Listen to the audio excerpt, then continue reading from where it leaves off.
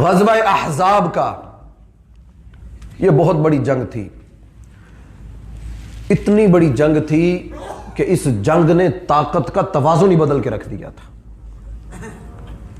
طاقت کا معیار ہی بدل کے رکھ دیا تھا، اتنی بڑی یہ جنگ تھی۔ اللہ نے یہ شان اتاری، یہ 5 ہجری ہے، آپ صلی اللہ علیہ وسلم کی نبوت والی زندگی کا 18واں سال ہے اور ہجرت والی زندگی کا 5واں سال ہے، کہ ہجرت کے بعد 5ویں سال میں اس دور کے اندر مسلمانوں نے کن کن لوگوں سے، کن کن واقعات سے وہ گزرے، ہم اس لیے یہ تفصیل سے بیان کر رہے ہیں تاکہ ہم سیرت کے ساتھ جڑ جائیں۔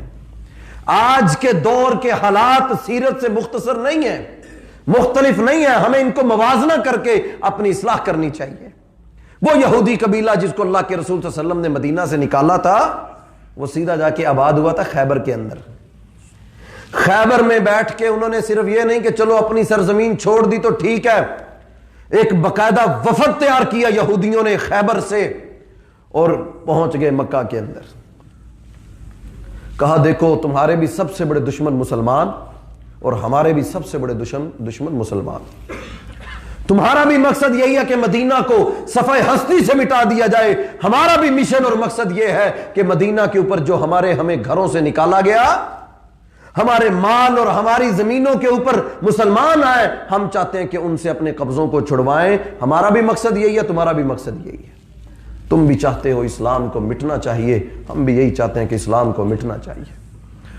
تم بھی چاہتے ہو کہ اللہ کے رسول جناب محمد رسول اللہ صلی اللہ علیہ وآلہ وسلم کا خاتمہ ہونا چاہیے، نعوذ باللہ من ذالک۔ ہم یہودی بھی یہی چاہتے ہیں، ان کو جینے کا حق نہیں ہے۔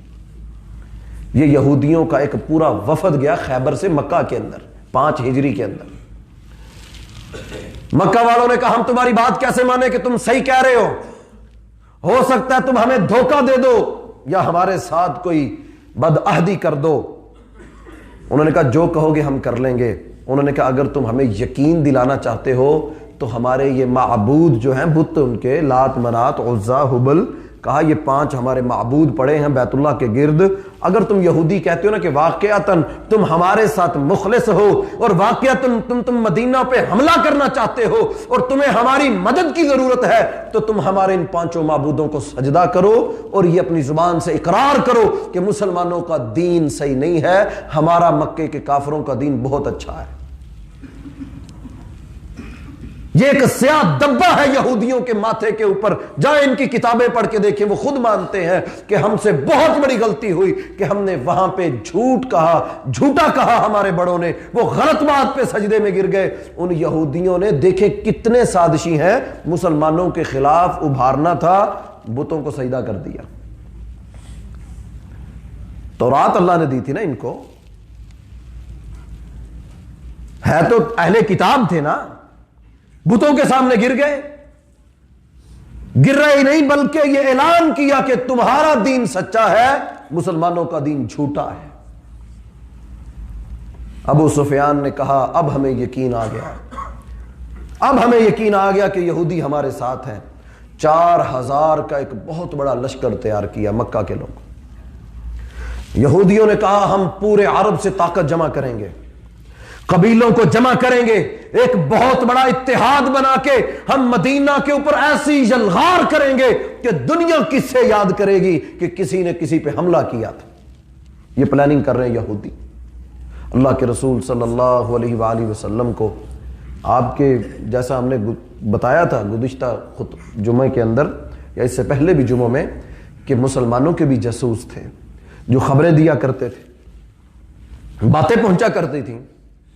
اطلاع مل گئی کہ اہل مکہ جو ہیں ان کے اندر ایک بڑی تیزی سے اور باقاعدہ مال جمع کیا جا رہا ہے، بہترین اسلحہ جمع کیا جا رہا ہے، جنگجوؤں کو تیار کیا جا رہا ہے، ان کی تلواریں زرہیں نیزوں کو گنا جا رہا ہے اور بہت بڑی تعداد میں۔ اس سے قبل کبھی بھی مکہ کے لوگ اتنا بڑا لشکر لے کے نہیں آئے تھے، 4000 کا لشکر۔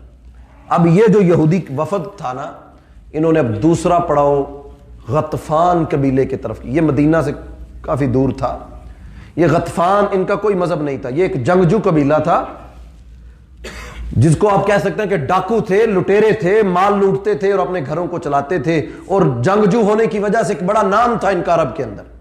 غطفان قبیلہ، ان کے پاس یہودی پہنچے، جا کر کہنے لگے دیکھو خیبر ہمارا زرخیز علاقہ، اور اس سرزمین پہ جتنی کھجوریں اس سال ہوں گی وہ ہم تمہیں دے دیں گے۔ اس کا مطلب تھا ہم تمہیں ملینر بنا دیں گے، پوری دنیا میں ہماری جتنی کھجور جاتی ہے، جتنے منڈیوں میں، وہ ساری تمہاری طرف سے، اس کی آمدن جتنی وہ تمہیں دیں گے، تم ہماری مدد کرو مسلمانوں کے خلاف۔ اب یہ بنو غطفان، اس کو اسلام سے کوئی مسئلہ نہیں تھا، مسلمانوں سے کوئی مسئلہ نہیں تھا، مدینہ والوں سے کوئی مسئلہ نہیں تھا، بس یہ لالچ میں آئے کہ ہمیں مال دولت مل رہی ہے۔ 6000 کا لشکر انہوں نے ادھر بیٹھ کے معاہدہ کیا کہ ایک تو ہم تمہیں 1 سال کے لیے خیبر کی کھجوریں دیں گے، اس کی جتنی آمدن ہے وہ تمہاری، دوسرا 6000 کا لشکر تیار کر کے ہماری مدد کرو۔ 6000 یہ ہو گئے، 4000 مکہ کے لوگ، 10,000 کا لشکر، غرور اور گھمنڈ کے اندر۔ اللہ کے رسول صلی اللہ علیہ وسلم کو بتایا گیا کہ ابو سفیان، یہودی، مکہ کے، خیبر کے، یہ سارے ملا کے آپ نے فوراً اپنا مشاورتی اجلاس طلب کیا، کیا کیا جائے۔ دنیا کے سارے لوگ مل کے اتحاد کر کے، آج بھی دیکھ لیں دنیا کے یہ سارے 45-48 ملک نیٹو مل کے افغانستان میں آئے تھے کہ نہیں آئے تھے؟ یہ انہی کی نسلیں ہیں، ان کو سیرت کے اندر تولا کریں، ان کا علاج وہی ہے جو اللہ کے رسول صلی اللہ علیہ وسلم نے کیا تھا، اس کے علاوہ ان کا علاج کوئی نہیں ہے۔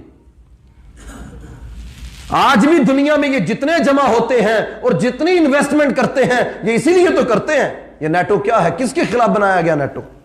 دنیا کے ہر ملک میں اپنی فوجیں اتارتے ہیں، ہر بڑے سے بڑے سمندر کے اندر اپنے بحری بیڑے اتارتے ہیں، پوری دنیا کی نگرانی کرتے ہیں۔ کس لیے؟ کہ ہم دنیا کے اندر ورلڈ آرڈر قائم کرنا چاہتے ہیں۔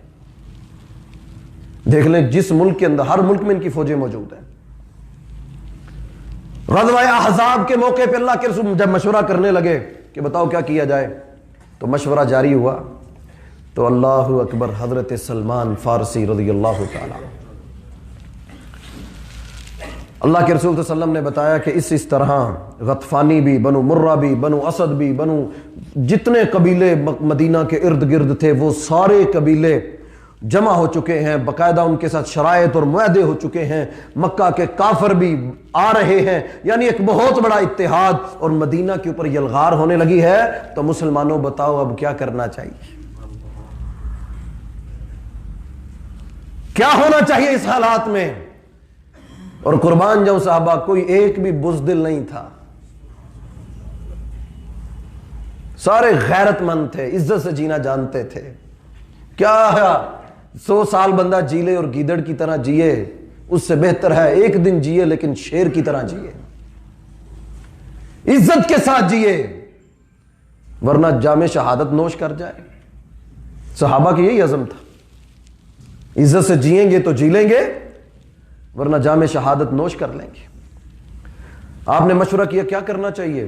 اللہ کے رسول صلی اللہ علیہ وسلم، دفاع کرنا چاہیے، مقابلہ کرنا چاہیے۔ مقابلہ کیسے ہوگا؟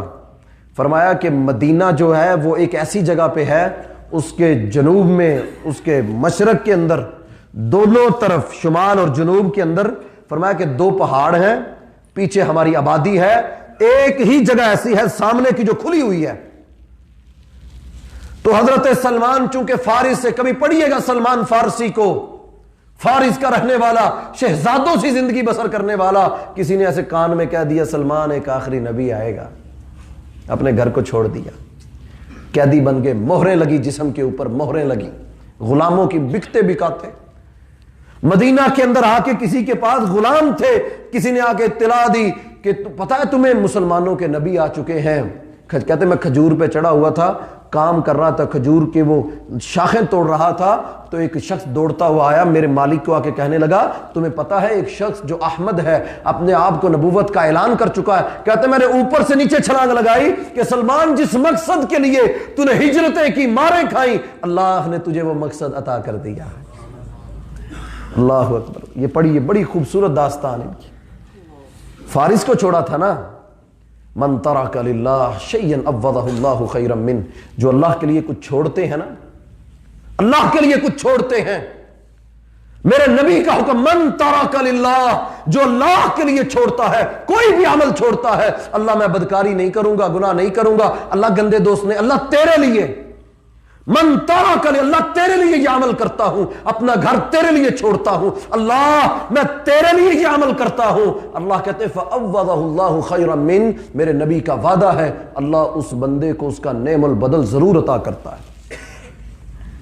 سلمان نے فارس کو چھوڑا، غلام بن گئے۔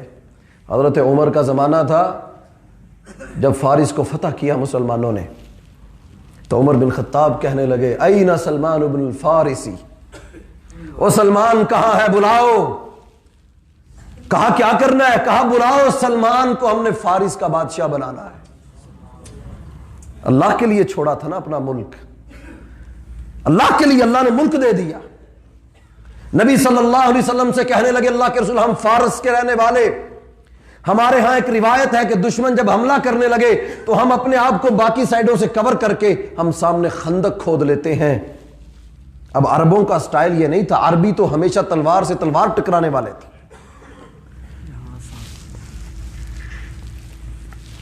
ہمیشہ تلوار سے تلوار ٹکرانے والے لوگ تھے، گھوڑوں پہ بیٹھ کے لڑنے والے۔ پہلی دفعہ عرب کے اندر یہ مسئلہ پیش آیا، کہا کہ خندق کھودی جائے۔ اب یہ 4 کلومیٹر کا لمبا چوڑا ایک خلا ہے، اس کے اندر کھودنا ہے، اور صحابہ کے پاس وسائل کتنے تھے، مال کتنا تھا، لیکن اللہ کے رسول صلی اللہ علیہ وسلم کو یہ رائے بہت پسند آئی۔ آپ نے فرمایا خندق، سردیوں کا موسم تھا، صحابہ کہتے صبح صبح ہم اٹھتے، فجر کی نماز پڑھتے، اپنے ہاتھوں میں کدالیں پکڑی ہوتی، کھجور کی ٹہنیاں پکڑی ہوتی، کسی کے پاس جو کچھ تھا اس نے پکڑا ہوتا، اور اللہ کے رسول نے 40 ہاتھ 37 میٹر جگہ ہر ایک میں تقسیم کر دی، ان کے معاون بھی بنا دیے، یہ تھک جائے تو تم کام کرنا، پھر خود اللہ کے رسول صلی اللہ علیہ وسلم کو صحابہ کہتے ہم نے دیکھا خندق کے موقع کے اوپر خندق کھود رہے ہیں، مٹی اپنے سر کے اوپر اٹھا کے آپ ایک جگہ سے دوسری جگہ منتقل کر رہے ہیں۔ خندق کھودی گئی، 4 کلومیٹر لمبی، 8 میٹر گہری اور 7 میٹر چوڑی خندق کھودی گئی۔ جب اہل مکہ آئے 10,000 کا لشکر اور غرور، اور اللہ کہتے ہیں زاغت الابصار وبلغت القلوب الحناجر، مسلمانوں یاد کرو جب ایک بہت بڑی طاقت تمہارے خلاف متحد ہو کے تمہارے شہر مدینہ پہ حملہ کرنے لگی، تمہاری آنکھیں پتھرا گئی تھی، کلیجے تمہارے منہ کو آ گئے تھے، اب کیا بنے گا؟ اتنی بڑی طاقت اور ساری دنیا کے جنگجو مل کے مدینہ کو مٹانا چاہتے ہیں، اور مسلمان مالی طور پہ کمزور، نہ طاقت نہ اسلحہ، کمزور صورتحال ہے، گھر بچے اور چھوٹا سا مدینہ۔ اللہ کہتے یاد کرو مسلمانوں، اس وقت کو یاد کرو۔ ایمان والوں کی کیفیت کیا ہوتی ہے جب دشمن سے سامنا ہو جائے؟ وہ بزدلی نہیں دکھاتے، وہ ہمیشہ سے مایوسیوں کی بات نہیں کرتے۔ وَلَمَّا رَأَى الْمُؤْمِنُونَ، اللہ کہتے سورہ احزاب اللہ نے پوری اس جنگ کے اوپر اتاری، وَلَمَّا رَأَى الْمُؤْمِنُونَ الْأَحْزَابَ، جب احزاب کے موقع پہ مسلمانوں نے ان کے لشکروں کو دیکھا، اللہ کہتے کہ ان کے ایمان اور بڑھ گئے، ان کے ایمان ان کے رب پہ اور بڑھ گئے۔ اللہ تیرے وعدے سچے، اللہ تو اپنے وعدے پورے کرتا ہے۔ صحابہ کہتے خندق کھودتے تھے، کھانے کے لیے ہمیں نوالا نہیں ملتا تھا۔ ابو طلحہ کہتے ایک دن تو اتنی بس ہو گئی، ورنہ وہ اتنی محبت کرتے تھے، کہاں شکایتیں لے کے جاتے تھے اللہ کے رسول صلی اللہ علیہ وسلم کے پاس، لیکن بس ہو گئی، پتھر باندھ لیا پیٹ پہ، آئے آ کر اپنی قمیض اٹھا کے کہتے اللہ کے رسول یہ دیکھیں، خندق کھودتے کھودتے پیٹ کے اوپر پتھر باندھ لیا، منہ کے اندر نوالا کوئی نہیں گیا۔ آپ صلی اللہ علیہ وسلم نے فرمایا ابو طلحہ تم نے ایک پتھر باندھا ہے، میں تمہارا نبی ہوں، میں نے آپ نے قمیض اٹھا کے 2 پتھر آپ صلی اللہ علیہ وسلم نے۔ اسلام کا دفاع کرنا تھا نا، اسلام کو بچانا تھا نا، مسلمانوں کو ان کی حفاظت کرنی تھی، دفاع کرنا تھا۔ آج اللہ کی قسم پاکستان کا مسئلہ اسلام نہیں ہے۔ بہت سے لوگ سمجھتے ہیں پاکستان میں اسلام نافذ کیوں نہیں ہو رہا۔ پاکستان کا مسئلہ اسلام نہیں، دفاع ہے۔ ہماری سرحدیں مضبوط ہو تو یہ اسلام کا قلعہ ہی تو ہے۔ پاکستان کے اندر بھی آج اپنے آپ کو ہم یہ کہتے ہیں مضبوط کریں اپنے آپ کو، وَأَعِدُّوا لَهُم مَّا اسْتَطَعْتُم مِّن قُوَّةٍ، جتنی قوت اللہ نے دی اللہ کہتے تو اپنی قوت تیار کر، باقی فیصلے مجھ پہ چھوڑ دے۔ نتیجے مجھ پہ چھوڑ دے، اپنی قوت، اپنی طاقت، اپنا گھوڑا، اپنے آپ کو دفاع کے اندر تو مضبوط کر، جتنی تجھے اللہ نے دماغ، صلاحیتیں، قوتیں دی ہیں تو وہ صرف کر، حکمتیں ساری اپنا، مدد کے وعدے اللہ کے ہیں، وہ اللہ پورے کرے گا۔ جابر رضی اللہ تعالیٰ عنہ نے بلایا، اللہ کے رسول دیکھتے نا یہ حالت پریشانی کی، اور اس وقت پھر آپ کہتے اللہم لا عیش الا عیش الآخرہ فاغفر الانصار والمہاجرہ، اے اللہ ان مہاجروں کو، ان انصاروں کو، انصاریوں کو معاف کر دے۔ صحابہ آگے سے کہتے نحن الذین بایعوا محمدا علی الجہاد ما بقینا ابدا، اللہ کے رسول مانا کہ آج کھانے کے لیے نوالے نہیں ہیں، مانا کہ آج قسم پرسی ہے، مانا کہ دشمن مدینہ پہ حملہ آور ہے، لیکن ہم آپ سے یہ وعدہ کرتے ہیں نحن الذین بایعوا، ہم آپ کے ہاتھ پہ بیعت کرتے ہیں جب تک زندہ رہیں گے، علی الجہاد ما بقینا ابدا، ہمیشہ جہاد کرتے رہیں گے۔ صحابہ نے یہ غزوہ خندق کے موقع پہ اللہ کے رسول کہہ رہے ہیں اللہ ان کی مدد کر، اللہ ان کو معاف کر دے، اللہ یہ اپنے آپ کو کمزوریوں کے باوجود بھی اسلام کے دفاع کے لیے تیرے نبی کا حکم مان کے آگے، اللہ کے رسول کے آگے سے کہتے اللہ کے رسول ہم بزدل نہیں ہیں، بھاگنے والے نہیں ہیں، ہم جب تک زندہ رہیں گے جہاد پہ رہیں گے اور اسلام کے دفاع میں رہیں گے۔ خندق کھودتے کھودتے پتھر آ گیا، میں حیران ہوتا ہوں کیا یقین تھا ان کا، اللہ کی قسم۔ ہم جمعہ بھی سنتے ہیں، درس سنتے ہیں، حدیث بھی سنتے ہیں، ہمارے وہ یقین پیدا نہیں ہوتے۔ صحابہ کی حالت کیا ہے، پتھر پیٹ پہ باندھے، کھانے کے لیے کچھ نہیں ہے، اور ایک سخت پتھر آ گیا، اللہ کے رسول صلی اللہ علیہ وسلم کو بلایا، اللہ کے رسول ایک سخت پتھر ہے، ٹوٹ نہیں رہا۔ آپ گئے خندق میں اترے، آپ نے بسم اللہ پڑھ کے کدال کو پتھر پہ مارا اور فرمایا اعطیت مفاتیح الشام، او مسلمانوں تمہارے نبی کو اللہ نے شام کے خزانے دکھا دیے کہ ایک وقت آئے گا مسلمان شام کو فتح کریں گے۔ صحابہ کہتے نبی نے دوسری ضرب لگائی اور کہا مسلمانوں فارس اس وقت کی بہت بڑی ایک طاقت، اس کو تم فتح کرو گے۔ پھر فرمایا مدائن، یمن، فرمایا صنعاء تک، فرمایا تم مسلمانوں ان تینوں ملکوں کو، ان تینوں شہروں کو تم فتح کرو گے۔